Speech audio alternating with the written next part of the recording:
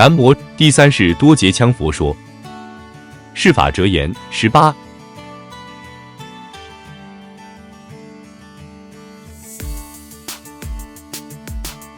人于之最鄙，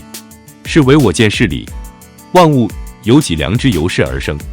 此属心之浮名所致无知故也。凡谓于衡量诸物，似为尺度者，实则无是也。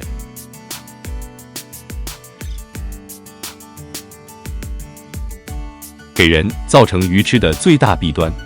主要是以为自己掌握的一切都是真理，对世间上的一切，无论是精神或者物质的，都拿自己的观点、自己的心境去作为尺度来衡量，符合自己看法的就对，否则通通置之为错。之所以如此，其原因主要是来源于自己的心境未能开发智慧，对于真理见术未能得理，而片面地看待问题，以自己所知的一点一滴概括一他之全面，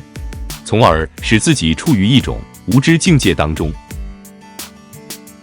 所以我们明白这个道理以后，凡是遇到拿自己的一切观点作为衡量一切物体或者生灵的尺度，作为绝对真理的人，实际上这种人是没有知识的愚人。感谢您的收看，欢迎订阅、按赞、留言及分享我们的频道。